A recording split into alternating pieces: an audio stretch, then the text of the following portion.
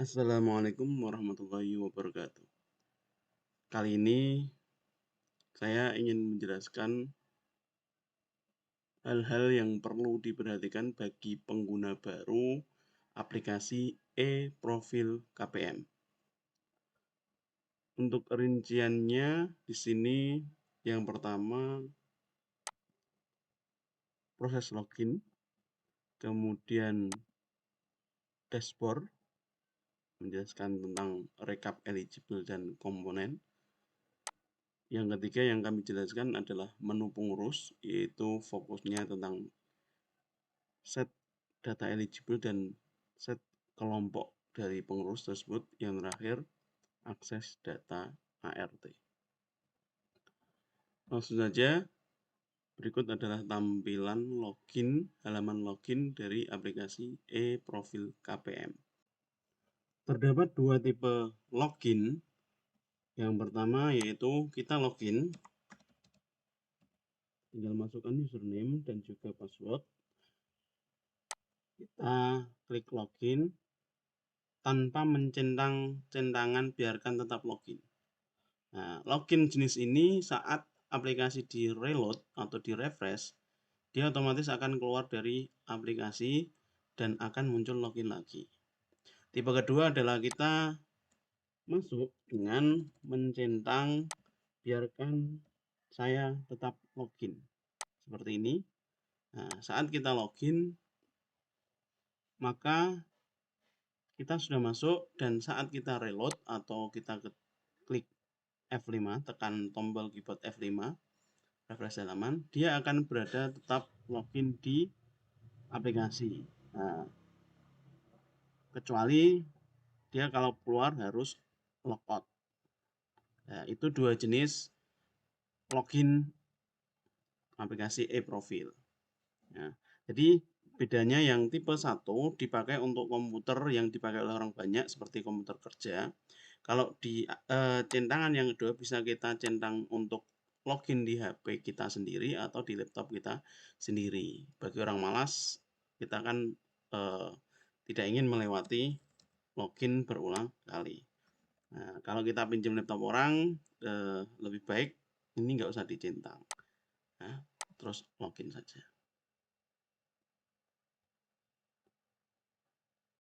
Selanjutnya menu dashboard.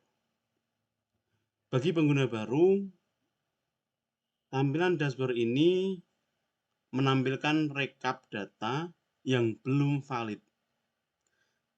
Mungkin beberapa sudah valid seperti jumlah desa dampingan, cuman rinciannya jumlah eligible biasanya akan lebih banyak dari jumlah yang seharusnya di SP2D. Kalau untuk rekap SP2D di sini, grafik SP2D-nya jumlahnya sesuai. Nah, karena jumlah eligible ini belum sesuai, maka rincian dari komponen-komponen ini pun saya yakin belum sesuai, belum valid. Langkah yang akan kita lakukan saat pertama kali kita memakai profil KPM, saat pertama kali data masuk, yaitu mengatur jumlah KPM eligible dan juga mengatur kelompok dari tiap KPM. Jadi untuk dashboard hanya sekilas saja, untuk melihat datanya tinggal lihat detail rinciannya, detail. Ini di setiap kotak-kotak info ini bisa dilihat detail dari komponen dan saya yakin untuk pertama kali pasti belum valid. Kelompok di sini juga masih non kelompok semua. Seluruh KPM dibuat non kelompok semua. Maka kita selanjutnya akan menuju ke menu pengurus. Silakan dibuka menu pengurus.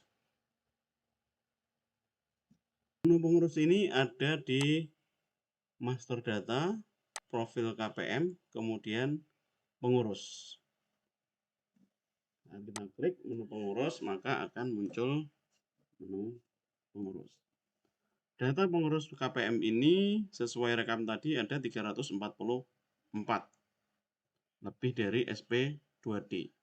Untuk mengatur data eligible sesuai dengan kebijakan saat ini, PKH saat ini, KPM eligible adalah KPM yang masuk di SP2D.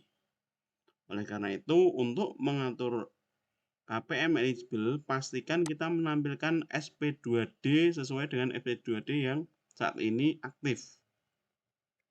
Di sini ada tahap 1 dan ada tahap 2. Nah, kita pastikan kolom nominal SP2D, kolom nominal menampilkan tahap yang saat ini sedang aktif. Atau kalau memang mau melihat yang sebelumnya, tidak apa-apa. Di sini saya contohkan saat ini SP2 yang sedang aktif adalah tahap 2 2023. Ya. Nominal ini menampilkan jumlah nominal yang diterima di SP2D tahap 2 2023. Ya. Untuk menampilkannya cukup pilih seperti ini, kemudian tampilkan. Nah, ini saya mengaktifkan SP2D tahap 1 2023. Nah, di sini akan terlihat jumlah nominalnya. Kemudian di sini ada fitur filter dari filter desa, RT, RW, filter kelompok, filter masuk SP2D. Kita akan melihat data yang tidak masuk SP2D ada berapa. Nah, di sini tertulis ada 51 data yang tidak masuk SP2D. Berarti 51 data ini kita anggap non-eligible di tahap 1 2023. Namun kita saat ini menggunakan SP2 di tahap 2, berarti kita aktifkan yang tahap 2. Kita tampilkan, maka kita aktifkan SP2D yang tahap 2. Yang tidak masuk sama, masih 51 data yang tidak masuk SP2D. Kita tampilkan semua 394. Ya. Kemudian kita ingin mengatur bahwa yang tidak masuk SP2D kita set sebagai KPM yang non-eligible. Nah, bagaimana caranya mengatur agar KPM yang tidak masuk SP2D ini menjadi non-eligible? Yaitu dengan menampilkan, memilih semua KPM yang tidak masuk SP2D. Pertama difilter dulu yang tidak. Nah, di sini ada tulisannya eligible kan. Kita centang semua. Nah, karena itu cuma 5 dari 51, mending kita tampilkan paling banyak langsung 100. Kita centang yang pojok kiri atas untuk mencentang semua. Maka semua tercentang, kita set statusnya menjadi non-eligible. Tapi sebelumnya dilihat di sini beberapa KPM masih menghitung komponennya. Ini ada anak usia dini, ada anak SMP, ada anak SMA. Kalau kita set statusnya menjadi maksimal 50 data. Jadi kita hilangkan 1. Nanti kita yang sipir ini di set sendiri. Oke. Kita set menjadi non-eligible. Simpan. Nah, yang sipir masih eligible, tapi kita pastikan bahwa selain yang eligible, komponennya tidak dihitung. Nah, ini sementara. Nanti kalau yang bersangkutan masuk SP2D lagi, kita ubah statusnya menjadi eligible lagi. Kita simpan, maka dia akan menjadi non-eligible. Oke, di sini sudah terlihat bahwa 51 KPM ini sudah menjadi non-eligible. Dan saat KPM tersebut kita atur sebagai KPM non-eligible, komponennya tidak akan terhitung. Oke, seperti ini. Nah, jadi di sini otomatis saat kita pilih ya, jumlah KPM yang masuk SP2D, data pengurusnya adalah 293. Sesuai dengan tahap 2 2023. Kita ke dashboard akan melihat jumlah eligible dari data kita akan berubah. Nah, jumlah eligible 293. NE-nya 51. Jumlah dari rincian ini juga akan otomatis berubah. Nah, kita cocokkan nanti dengan data sebelumnya. Bisa dikembalikan, diputar video sebelumnya. Nah, ini jumlahnya berarti sudah berubah. Kembali ke data pengurus. Kita sudah mengatur data eligible. Jadi kalau SP2-nya berubah, kita juga akan mengset yang eligible yang beda lagi. Kemudian untuk mengatur kelompok. Untuk mengatur kelompok, pastikan kita sudah tahu kelompok mana saja yang diatur. Ya. Kemudian di sini dengan peralatan filter desa, RT, RW, kita akan menggabungkan tiap kelompok, membuat kelompok baru. Cukup dengan memfilter contoh di sini untuk desa Karanglawas, kemudian RT1, ini akan masuk ke kelompok, ini jumlahnya berapa orang? 28. Kita tampilkan semua, kita centang, kita masukkan ke kelompok Karanglawas 1. Set kelompok. Kami ulangi, untuk memasukkan kelompok pastikan harus sudah tercentang ya. Dicentang, kemudian klik set kelompok, tombol warna oranye. Kita tulis Karanglawas 1. Kita simpan, maka kita tunggu sampai berhasil menyimpan. Kita sudah punya satu kelompok. Nah, di sini. Nah, ini kalau saya kembalikan ke semua, RT, RW-nya kita kembalikan ke semua, maka di sini muncul semua datanya 344, tapi khusus kalau kita filter kelompok Karanglawas 1, maka sudah ada 28 yang masuk di kelompok ini.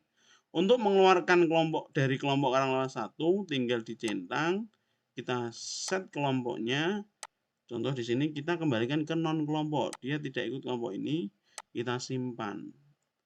Jumlah kelompok yang harusnya tadi 28 sekarang sudah menjadi 27 harusnya.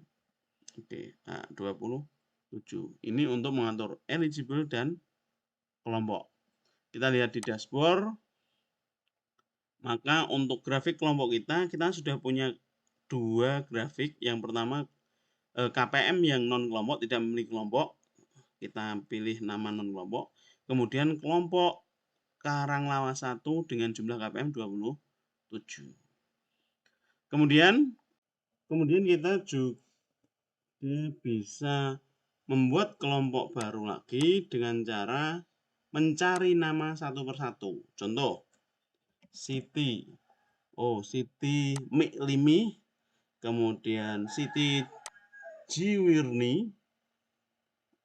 Kemudian kita cari lagi namanya itu pakai Yisringi, Mistii, Dismiiti,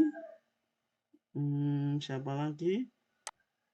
Kistini. Oke, ini 6 data terpilih ya. Yang saya pilih baru 6 orang. Kisnin, Ismi, siapa lagi ya? Ri, Sindiri, Sirini. Nah, kita sudah centang ada 10 data terpilih. Kita buatkan kelompok lagi dengan nama kelompok baru. Ini kan sebelumnya dia non kelompoknya. Kita buat dengan kelompok 2 gitu aja. Kelompok 2. Kita simpan. Maka kita juga akan menambah satu kelompok lagi. Nah, kelompok 2 ini kita clear dulu. Jadi bisa by name dicari di sini sama dengan filter dan RT dan RW, kemudian dengan dikombinasikan pencarian by nama, kita akhirnya juga bisa membuat sebuah kelompok untuk dicentang manual. Nah, ini ada 10 anggota kelompok 2.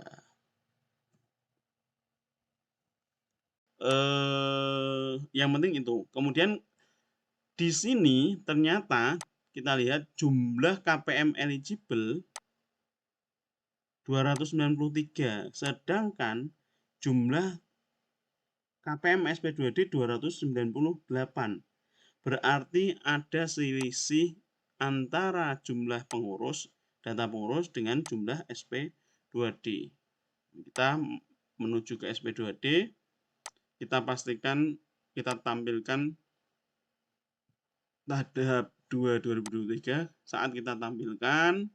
Nah, di sini jumlahnya 298. Berarti di data pengurus baru 299 ada 5 yang tidak ada di data pengurus. Maka saat kita klik, kita urutkan, maka akan terlihat siapa saja data yang tidak muncul di data pengurus, tidak ada di data pengurus.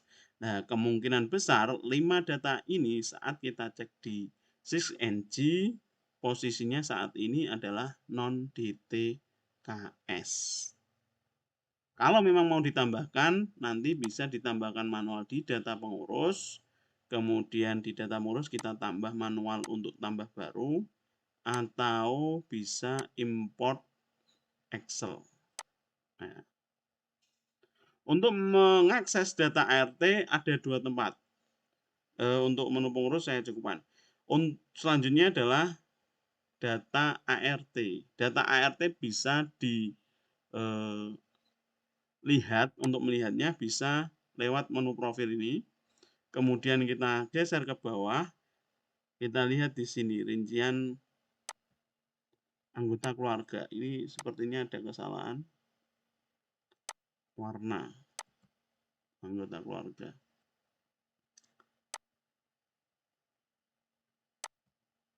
Nah, ini seperti ini.